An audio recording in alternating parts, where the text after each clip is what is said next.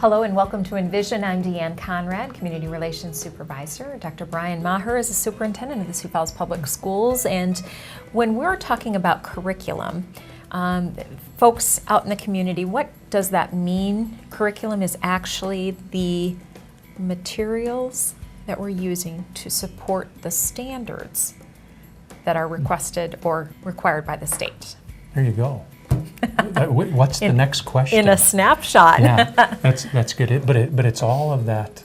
It's all of the materials. It's all of the stuff that you learn in math or that you learn in English, and it also, curriculum doesn't know a grade level. It's K through 12.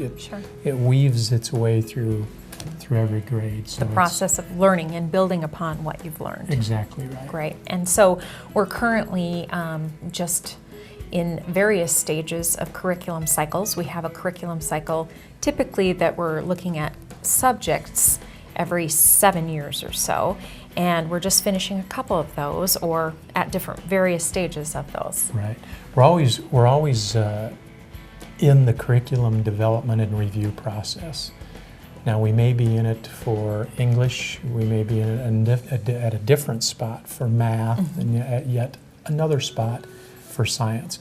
We're always doing something. We're always beginning or in the middle of or ending a review process. So it's a never-ending cycle in the school district. Right, and we've recently heard reports on 6-12 computer science and K-12 science, and learning some things not only in the implementation, but then also in the maybe some things that we need to change after we've implemented those curriculums. Right. Those curriculums are very fluid.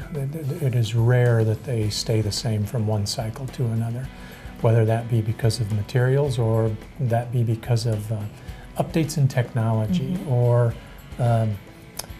updates in the change in countries when it comes to social studies. I mean, those sorts of things. So it's an evolving process, and it's one that involves a lot of people. It involves the content experts here in our school system. Almost always those are our teachers, those who are delivering the content.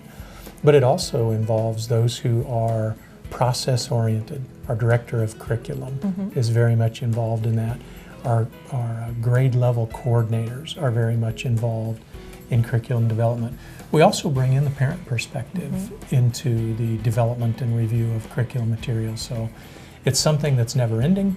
It's something that has many phases to it, and it's something that has a lot of eyes and ears involved in its process. Right, and all of those materials then relay back to the required standards that we're teaching. There's always confusion about whether we're talking about standards or we're talking about curriculum and that type of thing, but it is actually the materials and the flow of what is taught now, what's taught next year, the year after, right. That type of thing. That sums it up really quite well. Great.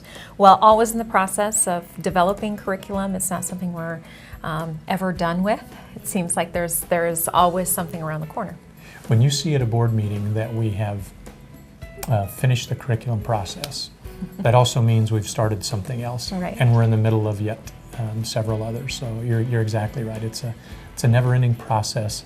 The name of the content or the people involved may change, but it's always ongoing in the school district. And that's a guarantee that your students are getting the latest and greatest in terms of materials to support their learning throughout the school day. So we hope you've learned a little bit about curriculum today, and we'll have a newfound appreciation for all the work that goes into those curriculum studies. Thanks for joining us on Envision.